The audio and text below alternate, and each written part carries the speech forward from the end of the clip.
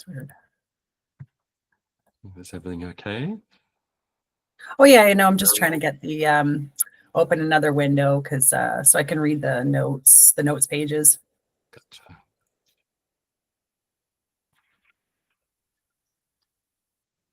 You guys don't mind that I'm sipping my pumpkin chai smoothie? Oh, I love it. 'Tis the season. I was about to say. Not at all. Not at all. I was like running around before joining this meeting, and I was thinking, I need a cup of tea. I just got They some ask when I go to the gym in the morning, they ask the group a question, like a random, like, so a couple weeks ago, it was like, what would you choose, pumpkin spice something or chocolate mint something? And I was like, and like everybody said pumpkin spice. And I just thought, I'm kind of over the pumpkin spice. I do like, I love pumpkin, but I'm like, it depends on my mood, I guess. Yeah. I would always, as a kid, I would always take something with mint and like dark chocolates. I guess I like that. So I would have taken that. Nice. Me as well. Yeah. Nina's left. Oh dear. Oh, okay. Shoot. Our guest has left. Didn't like the chatter. I guess maybe we should get to it. I guess maybe they'll join again. Okay. Well, let's just go. And thank you, Benjamin, for being here. I'm just going to introduce us. Today we're talking about mastering your brand and message, activating the marketing funnel. And we have Quentin and myself here today. We are the creators and co-hosts of the Connectors podcast. And we have Benjamin Albert here today as well from Balbert Marketing. So we are collaborating on this webinar together, and we hope that it will be insightful for you, and we'll have some questions as we go through and share obviously some of the things that we're working on in both of our worlds that will relate to what we're speaking to. So let's dive in.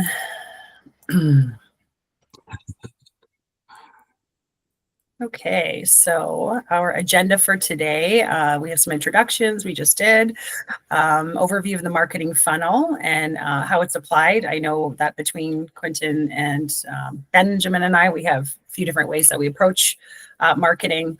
And then we jump into some brand foundation and crafting your message and your delivery. And then when your funnel leaks or breaks.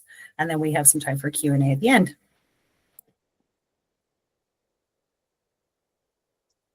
That's me. Welcome, Ben. Take it away, Ben.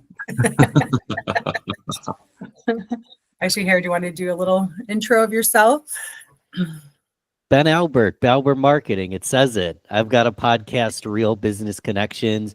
Everything I do is just getting the knowledge from the people who have it to the people who need it, whether that's information, whether that's building a community. My community is called Grow Getters Only, or whether it's serving my thought leader clients in helping serve more of the people they're looking to help. So Balbert Marketing, I'm a podcaster, community builder, and I just love chatting with connectors like these two. So I'm here to have some fun. Awesome. Welcome, Ben. Thanks for joining us, Ben. So yeah, we're the Connectors, and we're Jolyn and Quentin, and we are also aiming to work on community building, and we've got some exciting programs and ideas coming. And we wanted to collaborate and partner with Ben because there are just so many of our ideas and values that align. So yeah, this is how we're going to bring it to life in this webinar. Awesome. Thanks. Well said, Quentin. Okay, so let's jump into the marketing funnel. Now, this is a format that I think a lot of people in marketing would know and understand, but I know some people take different approaches to it. So we're just using it as a starting place so that we can share what does the marketing funnel look like if people don't know what it's about, how it can help you, and how other people potentially would be using the marketing funnel as well. So the top of the funnel is where you create educational content to attract a broad audience. So this can include blog posts, social media content, infographics. So you're trying to get people's attention from the start. Quentin, do you want to jump in as well? And again, like I'm new to the marketing funnel. I'll just be very honest.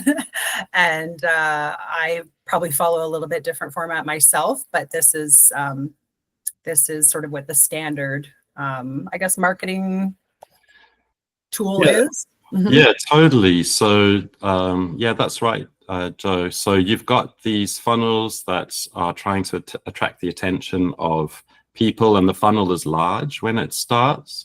So if you're in sales, you think of generating these leads by getting the attention of people through multiple different channels. It could be like, let's use me as an example. I'm on Instagram and I love my plants, and I love nonprofits and stuff. And I'm not a huge shopper of like men's clothes and men's fashion.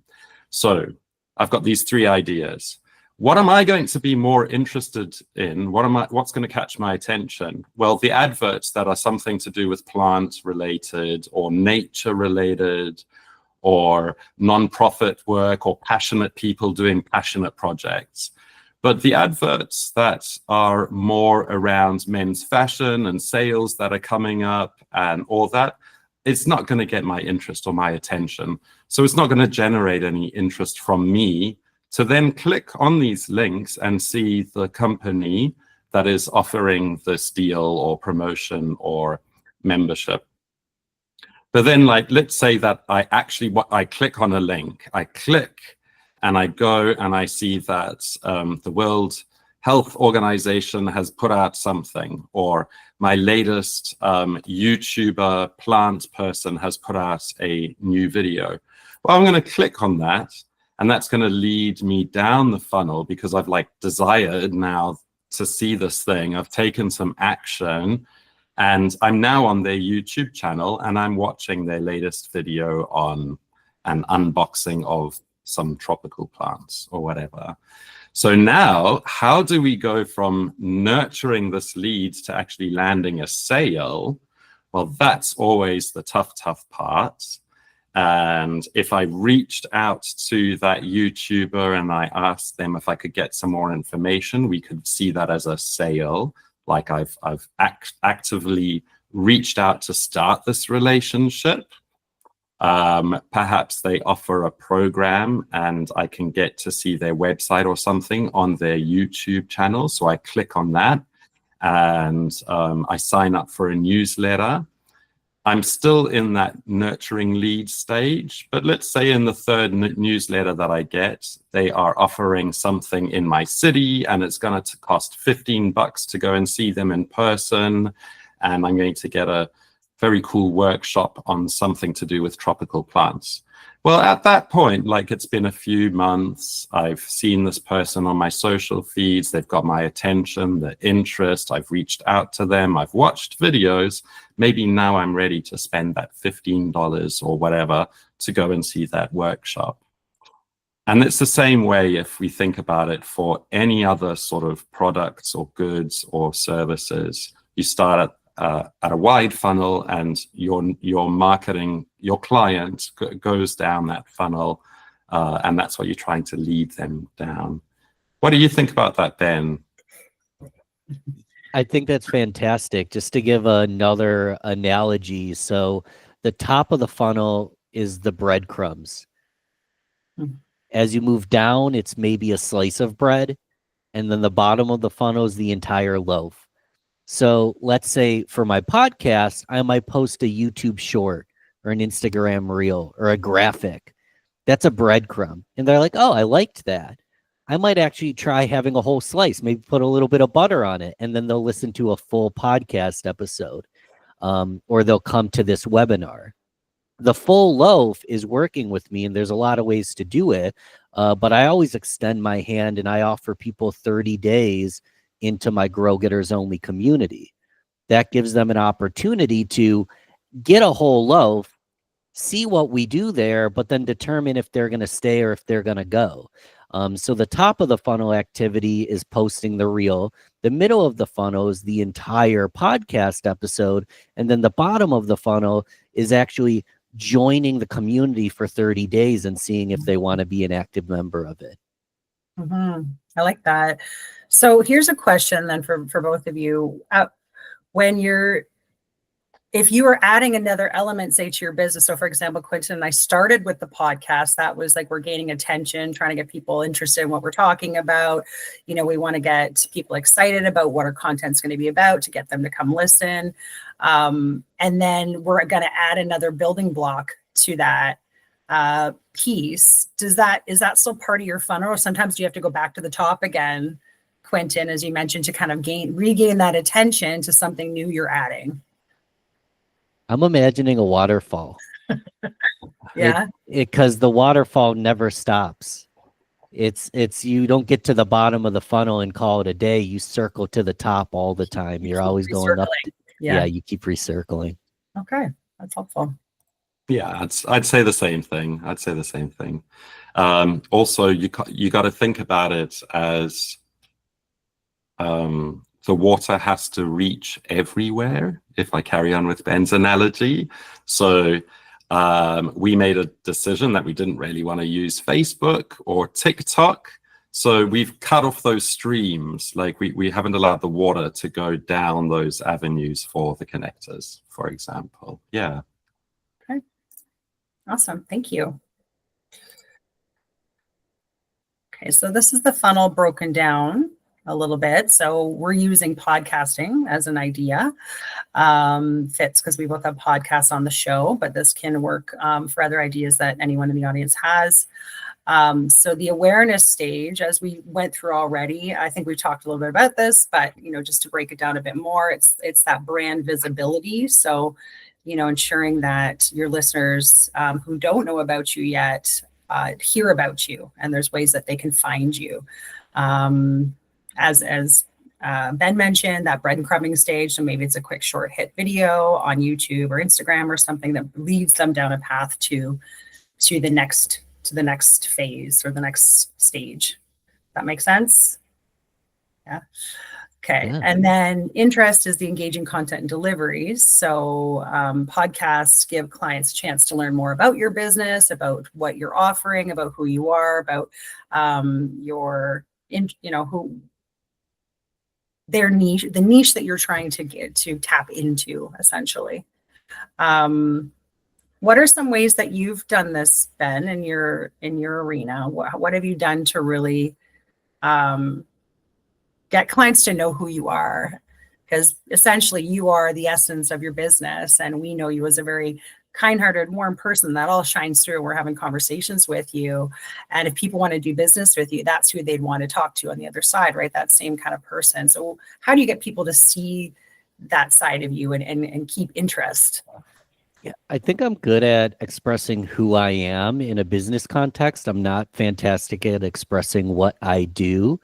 So to give you an example of both, Alex Sanfilippo is a friend of mine. He founded podmatch.com.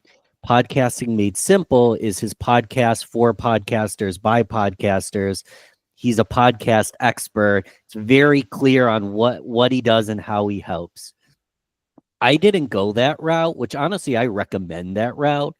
What I do is I'm there to build a connection, whether or not they know or care what I do. So how I do that is just being tremendously vulnerable and open myself. I always imagine this. There's me, the other let's say I'm a guest, there's the host. If I'm a host, there's the guest. And the third person is the listener. We're not listening to a podcast on a big arena, but there's always one person listening, and it's very intimate. So I always try to imagine, what are they going through? What are their struggles? What are they curious about? And I put myself in their position as the host. So I'm willing to be vulnerable and say, I'm screwing up. I'm willing to say, a lot of the listeners might have this problem, or I had this problem. Let's dissect it. Mm-hmm. So I'm always imagining who my audience member is. That could be an audience member, that could be a client, an end user. I'm always imagining exactly who they are. And I do my best not to be Mr. Expert. Listen to how cool I am. I put myself in a place of vulnerability to say, I'm just like you. Sometimes I'm just a step ahead. Let's go on this journey together. So there's kind of two answers there. The best thing you can do is be so specific. Be a podcaster for podcasters, a plumber for plumbers. My case is I'm a lot for a lot of people, but I try to meet them on their level. Really, I guess I'm an entrepreneur for entrepreneurs is what I'm realizing, which is a little less specific, but that's the interest that I've been developing. I love that. That's great. And then I think that leads us into the consideration. And when I think about this part, this for me is where I can spend a lot of time personally where I'm about to be the consumer from somebody else. So I know I go look at Google reviews. I go look at testimonials. I go look at people's pages. I go look to see what the conversation, the feedback is, and then I sit in that stage for a little while. Sometimes, depending on what my sort of next step is or my next thought is on that purchase. So I can see so I guess what would be in this consideration stage, once you've done the awareness, the interest, and you're getting people excited, how do you, because I feel like this is the pivotal moment almost. Would you say that, Quentin? This is sort of like the pivotal stage of where people are with you or they're not? Yeah. This is like that tipping point or that nudge point that you can think of where people are interested, but they're actually then going to take the time to, as Ben said, sit down and listen to a whole podcast, for example. I think that the Connectors does this really well because our guests that we've been inviting on the show all have some strong connection in their community, in their group, in their tribe. And our number one job is to put these people on the Connectors platform and to share the success of what they've been doing. And so people come up to us and they already know that we're good at relationship building and community building, and we're good at sharing stories and putting a narrative spin on things because they've seen it through so many episodes beforehand. So I think that this is the tipping point where people really start taking you seriously as a brand, what you're saying. They see the consistency, for example. Yeah. Okay. The one tiny thing I'd add, and I noted that I struggle with this in the clarity of letting people know how you actually can help them in a business context. It's literally sometimes just extending your arm and saying, by the way, I help people do this. And a big problem I have, and a lot of people have, if they're connectors and givers, is they give, but they forget to make an offer. Yeah. So it's saying, by the way, if this podcast is adding a ton of value, if this content's adding a ton of value, if this free complimentary consultation added a ton of value, I think I could possibly help you. Are you open to me sharing how? It's that last aspect that people get like queasy because it becomes salesy. But one thing you need to remember is you've already delivered so much value, awareness, you've gauged interest. You'd be silly not to extend your arm, open the door and say, hey, come, let's hang out. I think I can help you. So I think it's the bottom that a lot of people struggle with. But that's how we become business owners. That's a really good way to put it, Ben. I like that. You have to kind of go that extra. Sometimes we stop, and I know I've done this where I like, okay, that's probably enough. I probably reached enough people or done enough work, but there's always, I think, something more you can do to continue that connection. And I agree, that's a great way to look at it, because once you have people already listening to you, as you said, you already have them attracted, interested, paying attention. And then it's like, okay, well, getting, as you said, to their level, this is how I can help you now that you've had an idea. Yeah. Yeah. Great tip. Mhm. And then we move on to the bottom part of the funnel, which is conversion, loyalty, Oh, and I skipped ahead. I apologize. what's that? I skipped ahead to the No, that's bottom. okay. Yeah, Oh, that's okay. this is the very formal way, but honestly, you're probably, as you're going through the funnel, you probably are sometimes bouncing around between all these levels. And Would you you can say? keep doing it. Yeah, Yeah. like for example, I like corduroy men's pants, and I won't buy many pants, and I want one brand's pants. So I'm waiting, and I keep checking the website, and I get their email newsletters, but those pants aren't yet on sale, so Quinton's not buying them. So I keep bouncing between the levels of the funnel. Or maybe think of if you're buying a big purchase that's going to cost a few $100, like a new laptop or something. You're going to keep shopping around, and you're going to keep visiting different websites and looking at their sales offers and stuff.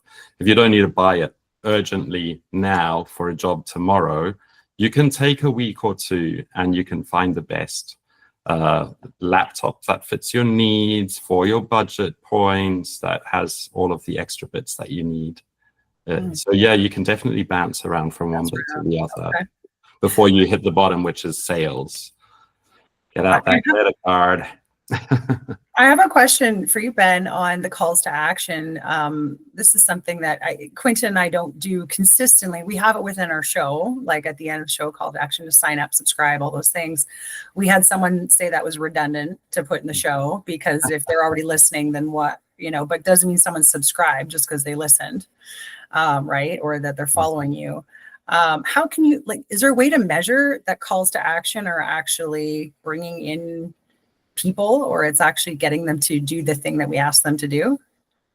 Yes and no. I mean, it's difficult to measure. The easiest way to measure would be to provide a special link. They call them smart links or bit.ly links, where you can track the amount of clicks.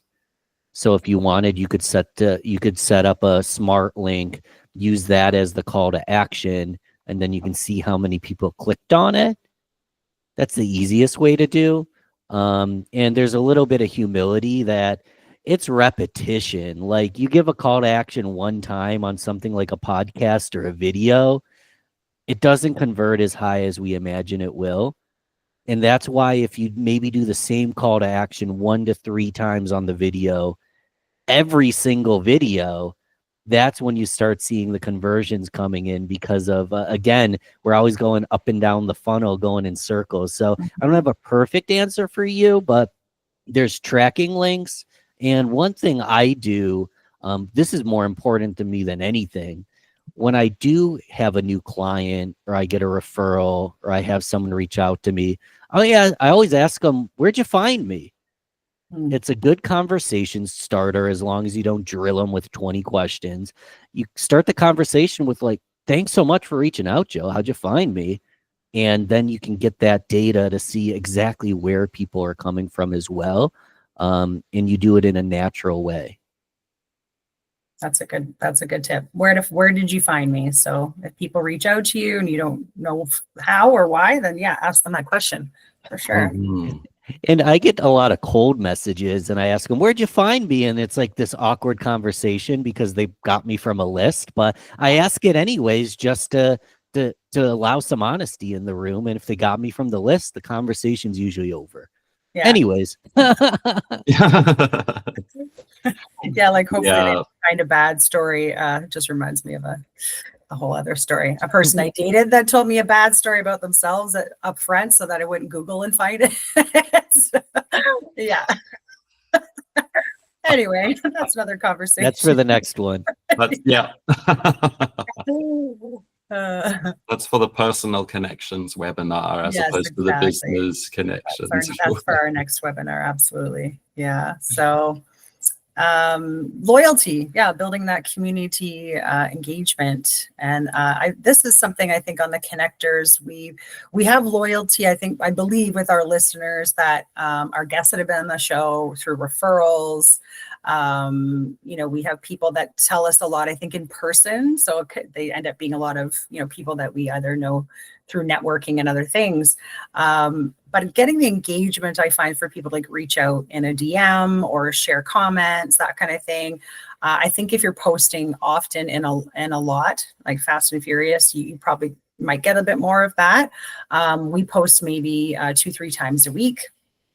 But I do notice when we post more often, we get a lot more engagement. I don't know if you have found that, Benjamin, with your social media. Do you post often on your podcast or various things that you're working on? Yeah, I post all the time. I'm like a believer that more is more and less is more, as in post a lot, but post good content. Because if you post more, you'll get better loyalty and engagement. But ensure a lot of people get overwhelmed when they hear 4 platforms, 5 times a day. Like, do what you can, but I just try to post the highest quality possible. And that's my goal, that every post is high quality. The rest depends on your audience, your community, and what you're trying to build. Mm-hmm. And we, in there, it does talk about leading to a strong brand. I think people are loyal to people who they understand your brand, and we're going to get to the branding section after this. What are your thoughts on that, Quentin? It's this is one of the toughest things, because it's like, it's almost the conversion from the above reinforces the loyalty of below. Like, they're not quite converted in the conversion. They're converted when they're loyal to you. Like, it's almost like those two sections one has to follow the other. And when you think of converting a client, you've got to consider the loyalty aspect as well. It's really tough to build engagement. It's really tough to reach out to people when our attitudes and our attention spans are so taken that everything can come across either super authentic and loyal, or everything can just be another social media post. So yeah, what Ben is saying there, make sure that you're creating high quality content so that whenever anyone does go and explore your brand, they're getting use from every single thing that they're looking at and that they're considering. Okay. The toughest is the advocacy, though, when you convert people and they start talking about your brand for you, and they start telling people, hey, you've got to meet this guy Ben. He helped me. I landed the speaking engagement deal. That's an annual thing, and it was because of his coaching, etc., etc. That's the toughest, and you've got a long-term client when they're speaking positively about you.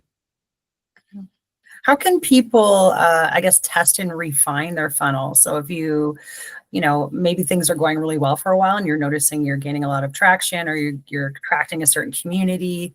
And then within that community, people can also change content and decide something else interests them. So like, what are some ways you can test to make sure your funnel's working? What do you think, Quentin?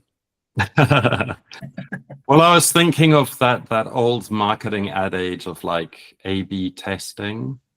Like, starts if you're not sure that this is the right avenue to go down, like directly in front of you, start sending out something that's still aligned to your brand, and it has the direction that comes to the central idea of your brand, but it's a little offshoot.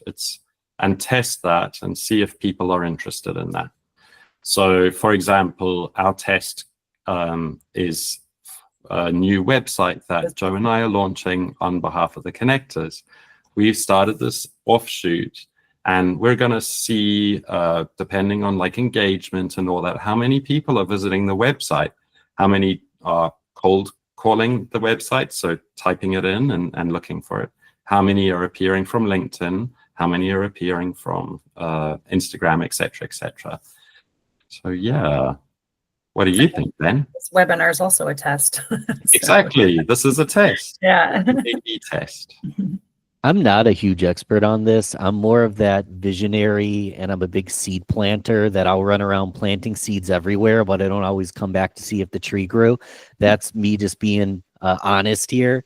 But it's the beauty about the internet and doing something online is there's metrics on everything. What posts are getting the highest engagement? What social media platforms are people you already said this, clicking through to the website. There's tools where we can track whether people are converting on the website. When you have a MailChimp or any kind of email campaign, it shows how many people opened, how many people clicked. So if anything, part of why I'm not the best at this is there's so much data that I don't always know what to do with it. But learn to love the data because the information's there. It's just sifting through and seeing what's working versus what's not. Yeah, Learn to yeah. love the data. And you know what? That's actually a really good point, Ben, because when you are a small team or an entrepreneur, you've got to do so much stuff. So like the casting seeds and just seeing which ones sprout quickly, like going for the quick wins or something, is a good way of going for it. Yeah. Awesome. I'm coaching myself, guys. It's a learning process. It's a lot, hey? Yeah, it sure is. It sure is. This is a little video on YouTube, but since people can click on this when they review the webinar, so I will just leave that out for now. Oh, it's going there anyway. Oh, did it open a new page? That's okay. If you would like to view that, then we will put the link in the description notes.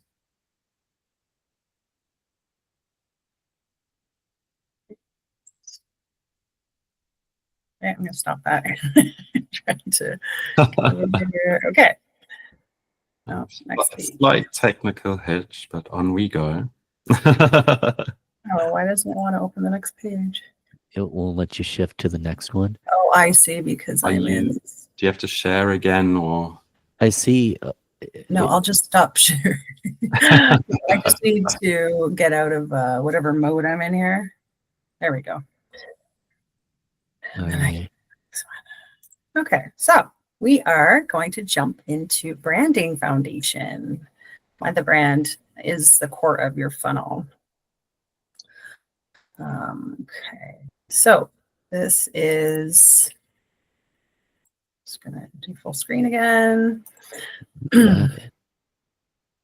Okay, so these are more just questions and we can have a little discussion here. So I just put a picture of the connectors because this is our part of our brand. This is the visual component, and Quentin created our design. So the connectors that you see with the TC connected and all around, he created that part. Also created this Canva image. We have the colors that we typically use are more the gradient type colors. So even the background that you see of our webinar, we're always sort of, I don't know, I'm not sure how we came up with that, but it was just something that resonated with us both. I think maybe it's like because it's a flow of life, of colors, of a feeling, a vibe. Some people say they love it. Other people it seems to resonate well with, and I think others couldn't care less. When it comes to how you came up with your visuals and branding, Ben, what were some of the considerations that you had? In terms of my visuals, I'm the king copycat. Ben likes certain colors. Ben understands basic theory. Ben also knows that a million people prior to me have already done a fantastic job. So I know it's behind me. We can share it in the notes, but like it's hard to see on my camera here. I've got my cover art, and transparently, if you look at it up close, like there's all sorts of background stuff going on. It's pretty nice. A good friend of mine, Chris Van Vliet, is a 4-time Emmy Award winning broadcaster. Now he has a wrestling podcast. He used to do celebrities mostly, junket interviews, all sort. My cover art is basically copying his. It looks different. The background's different. The words are different. The colors are different. The concepts are there. So you can get tremendously creative, but I like to be the guy who's advocating for someone who doesn't know what to do. Find someone who's a lookalike, has a lookalike brand, a lookalike audience, see what they're doing well. Success leaves clues. And I said it, I'm the king copycat. I'm just stealing from giants some of the times. And it makes me sound like I'm a big thief, but I think it's the greatest form of flattery that Chris did a great job. I'm going to take his idea and make it bend. Yeah. Mm-hmm. And, we're always rebranding, reinventing something, right? Yes. We're like, sometimes you can start from scratch and reinvent the wheel, but it will take you much longer. So why not repurpose something that's already been used? Mm-hmm. Absolutely. There's so many good ideas out there, and for us to think that we're the only one who've hit on this fantastic idea, no, there's a lot of good ideas out there, and we can pick and choose, and it's totally okay. And you're not stealing it if you refer to the person like Ben did. He gives us the name of the person that he really admired their branding. It's not stealing if you refer to them. It's like, wow, they did such a cool job. Yeah, exactly. It can also go further than just the visual stuff and like logos and things, So Joe and I had a bunch of discussions that built into a style guide. What do we want to talk about? What do we not want to talk about? Who do we want on our show? Can we imagine these people on our show? That's our personas, a learner persona or a marketing persona. We thought about what we don't want to touch and don't want to look at, and what doesn't align with the brand. So we're trying to answer the last question, which is like, what does our audience care about? Are we demonstrating what we care about? Are we demonstrating our values, interests? And does the audience have the possibility to then connect with that and align with that? Mm-hmm. Thanks, Quentin. I just realized I need to fix those last two bullets there. I will do that before I send this out. I noticed that. No worries. Yes, I agree. Branding is much more than the visuals. It's really about who you are and what you're bringing, the value you're bringing to your audience. We talked a little bit about this in the prep meeting, and I liked your perspective, Benjamin, that, we're looking to like, who are we? We make it about us, right? Like, who are we, or how is our audience connecting with us? What are we about? But really, I think you mentioned something about it's about what are their values? What are their interests? And do they fall in line with ours? So I liked that. I liked that you brought that up because personally, I know for me, sometimes I'm so worried about getting my message out the right way that maybe that message doesn't resonate or it falls flat because I'm just too concerned as like, someone going to get this? Is someone going to get me or get what I'm trying to talk about? But truly what you're trying to do is tap into the people you're trying to draw in and what do they care about? Does that fall in line with what you were saying? Yeah. 1,000,000,000%. It's the intersection of the two, because if I were to be transparent, there are certain business models and brands that you can just build it, be heartless, not be engaged or care that much and still make some money. I don't have it in me to work in a business that I'm not passionate about. Like, for me, passion aligned with my values and my interests is really important. It makes it feel like I'm not working a day in my life.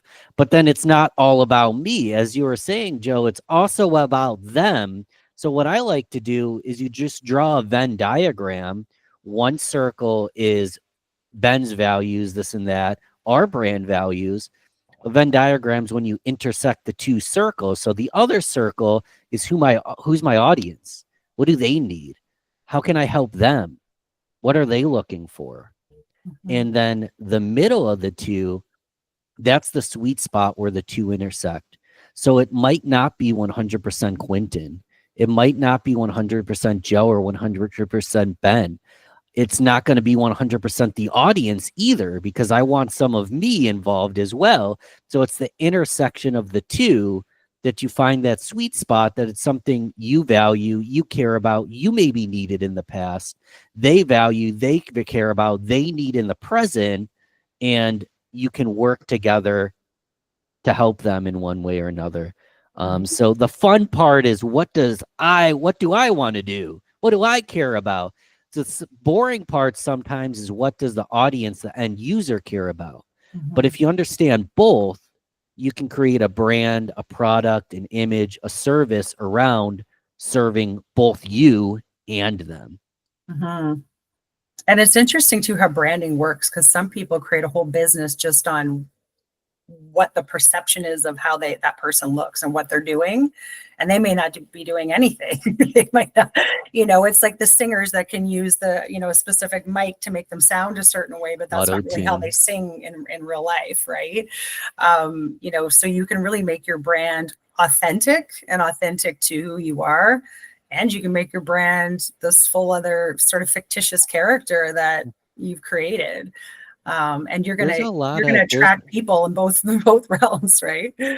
I didn't mean to interrupt you. I was just gonna say there's so much money to be made in inauthentic branding, and being a fake, and being a scam artist, and making claims that are impossible just to get the sale. I choose not to live that way. To me, that just sounds like a terrible way to run a business, but some people do it that way and it works. But I love that you mentioned authentic branding, because that's what we're about here. Yeah, I completely agree. So we don't want to attract the fake people or the fake characters. I think that's apparent. So yeah.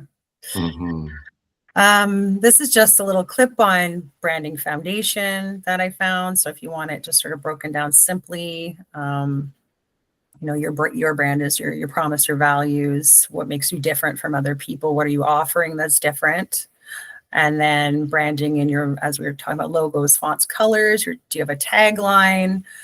I like that idea. I like taglines actually, because I do find some of them resonate, and you remember that tagline and who it's connected to, right? Do you have a tagline, Ben? No. No. As you were talking, I was trying to come up with one. A friend of mine, put you on the spot. Well, a friend of mine, Brad Lee, it's where I get the knowledge from the people who have it to the people who need it. And I usually say the wisdom and the solutions from the people who have it to the people who need it. But truly what it is serving as a bridge. So I'm thinking out loud, but something about bridging that gap. Something about making that connection. It's true that I can talk about this passionately, but if you have a tagline that can explain all of that quickly, then you don't always have to talk about it passionately because it's already there. So I need to come up with a good one. Yeah, these are the types of things I whip through Chat GPT sometimes just to see what it comes up with. Right? Yeah. And then our marketing obviously is our advertisements, our messaging, our pages, trade shows, etc. And that can even be, a big example for anyone that's not necessarily an entrepreneur or business owner, but your LinkedIn page. That's showing your brand and who you are.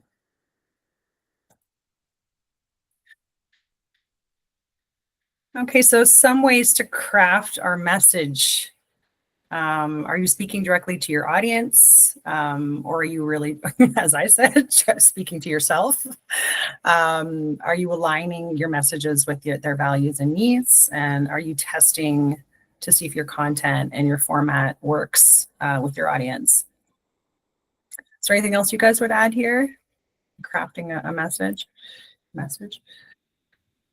I think we talked about this a lot. As long as we understand where we meet in the middle with our audience, there's not a ton of crafting to do. It's just speaking to them.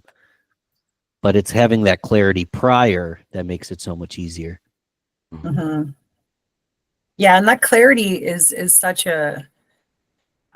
Personally, I struggle with that, I think. And Quentin and I know who we are as the connectors. And then there's times where I'll explain who we are, what we do, what the show's about, and it won't resonate with someone. It won't resonate with that person. And then I'm like, I have to go back and think, Like they still kind of didn't get it. And they're like, okay, but what's your show really about? So I don't know if I'm just not explaining it the way that they can understand, or if it's just maybe not a topic, or it's not a show that they'd be interested in. It's hard to know sometimes, but I have to do more digging, I guess, and go down those rabbit holes of asking more questions after, like, what don't you get about it, or why don't you understand? And yeah. Well, on that Or really you ask quickly, questions based on the funnel, like what would you be interested in? What would engage you? Like, how can we get you to become an advocate for us? Yes. Yeah. Yeah. Yeah. I Really good. agree.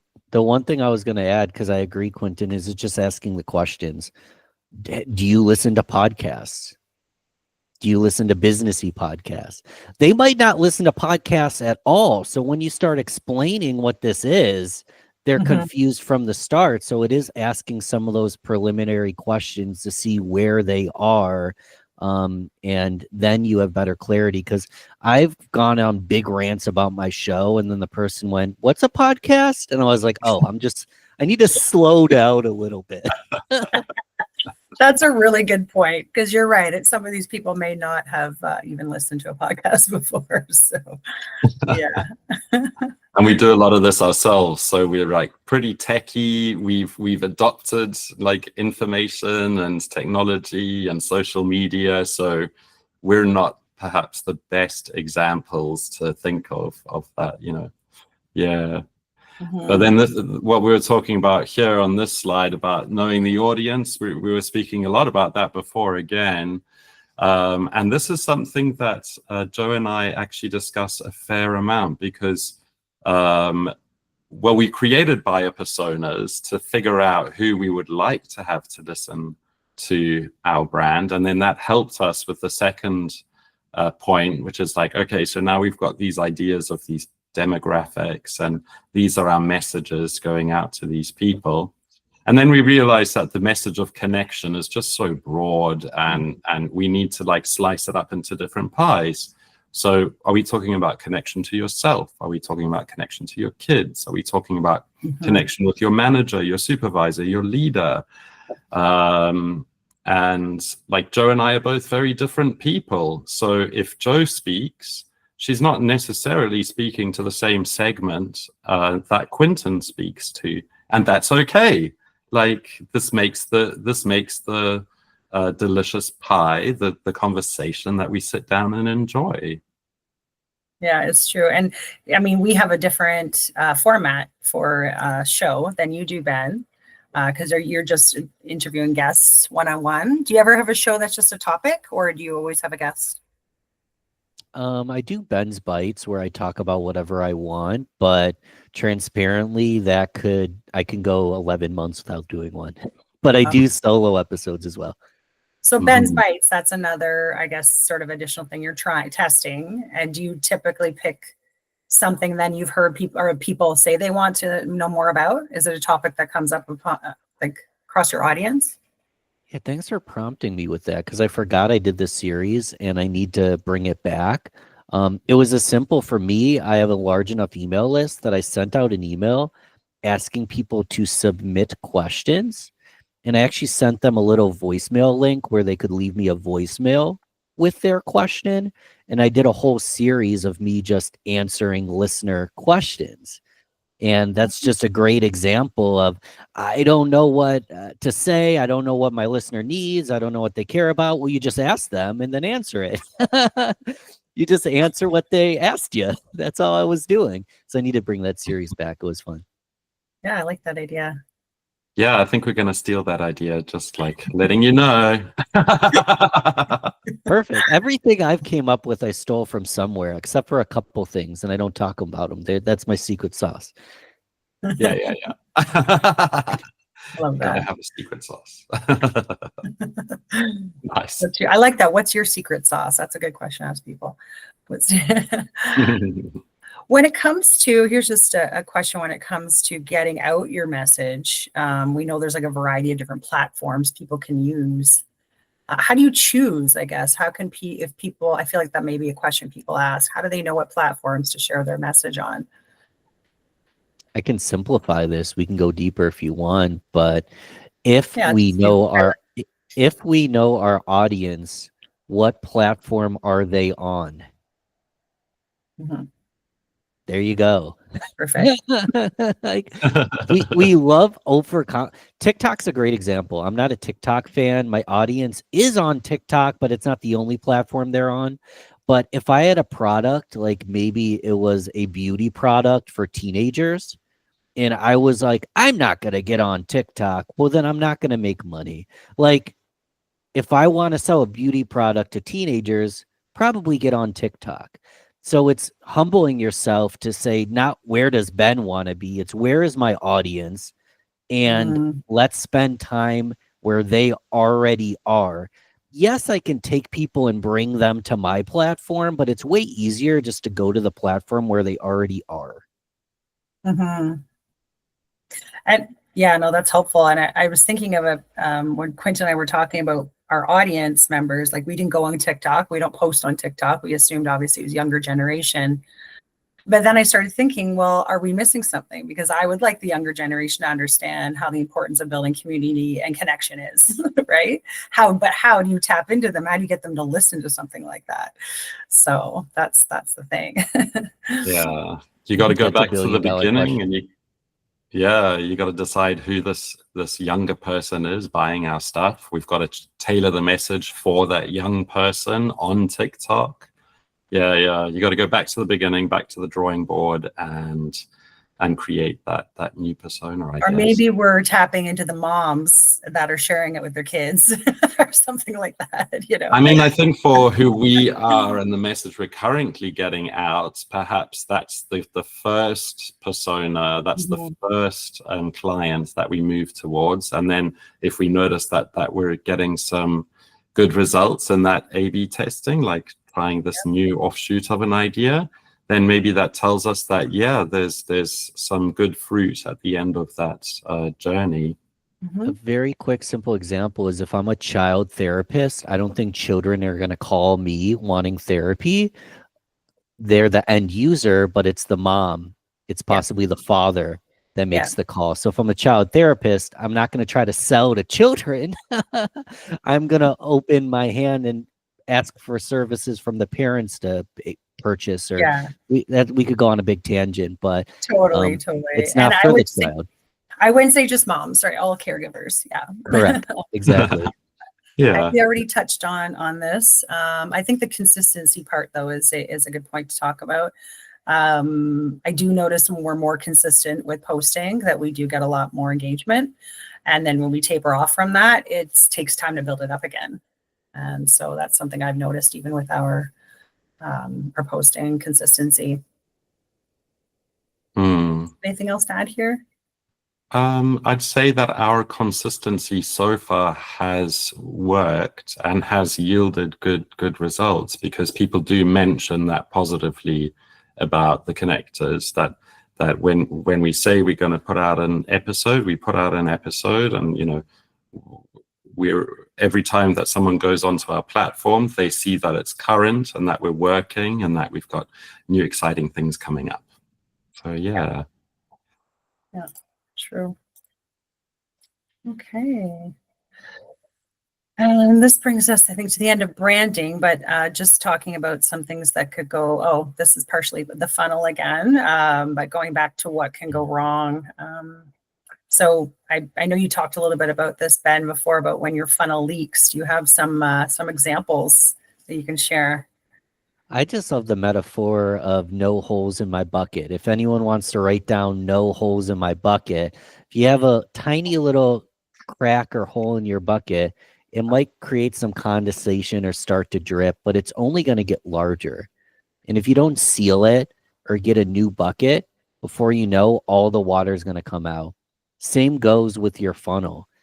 If you have a funnel that doesn't work, it's not going to work. Um, Consistency. You put out a ton of content consistently with lots of excitement, but possibly for some reason you chose the wrong platform. You're not speaking in a way that the audience understands. The content maybe needs a little bit more care. It's maybe not perfect. once they get to your website, maybe the website doesn't look pretty or it's not aligned with the messaging from the original content. The website never converts, and you're wondering why nothing's working while you are working. You're working hard, but there's a leak somewhere. And that's a problem, but it's a great opportunity. Where are people leaking out? Am I on the wrong platform or am I the right platform? Is the messaging on the platform consistent? Is a short form bite consistent with my long form, consistent with my offering, consistent with my website? Wow. I mean, there's so much opportunity there, but it's taking a step back to be humble enough to go, something's not working. Where do I have a leak? How can I seal that? Or I joke about the no holes in my bucket thing, because if it's a big enough break, I might just say, hey, quitting's okay in this scenario. And I go and I start a new one. Sometimes you just are completely off the ball. Now, I don't recommend doing this every 6 months because you have shiny object syndrome, but sometimes you're completely off the ball and you have to be humble enough to go, this isn't working. I'm going to create a completely new funnel and see what happens then. Yeah. And actually that was helpful, but it also reminded me of, I don't know if you work with a team of people or if you're a one-person show. But for Quentin and I, because obviously we work differently and we're two very different people, I think that can also, when you have like a team, it could be there's a leak in the team or that's causing the break. And it's very important to stay, I think, consistent with your team members and what your messaging is and how that looks and how you're functioning together as well. That to me personally would be part of that funnel. I'm sorry, I'm just imagining Survivor, like workplace edition, and it's Quentin, you are the weak. Or the weakest link was a game show back in the day. And now I'm sent out into the wilderness to survive for the night with no fire and no water. Oh dear. It's true. And you have a unit, and there's one part of the unit that's not functioning. It's going to cause a break or a leak or something. So if you're working with a team, just something to consider for sure. Yeah. Okay.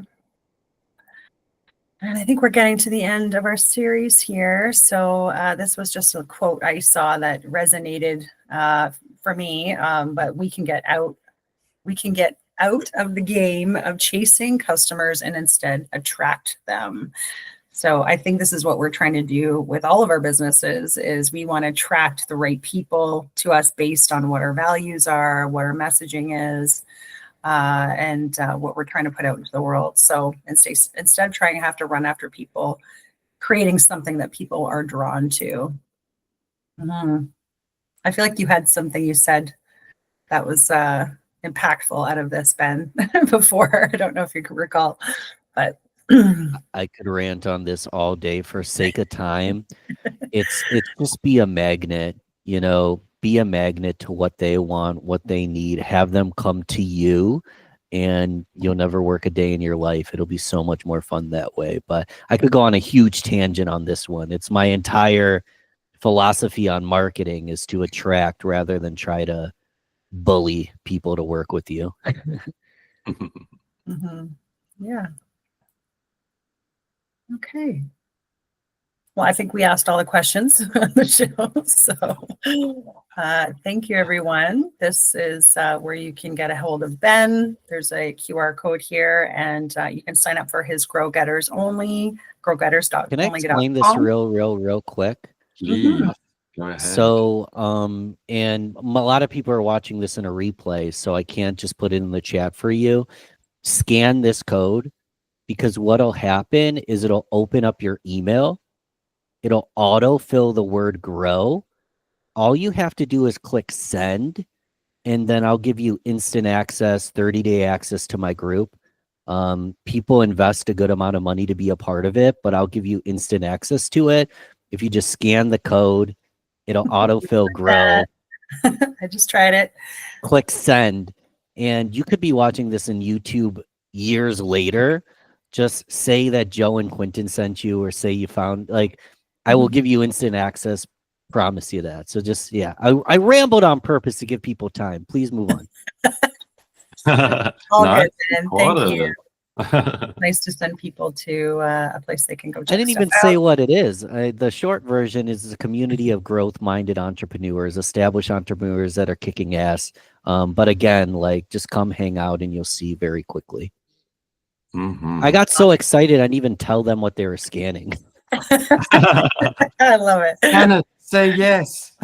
Make sure you go check out, you scan the QR code for Ben Albert, and go sign up for that Grow Getters. And to connect with the connectors, you can find Quentin and I on LinkedIn, and we will post this webinar on our Connectors YouTube channel, which you can, the link is here, and or reach out to us at the connectorspodcast@gmail.com. And that does it for today's webinar.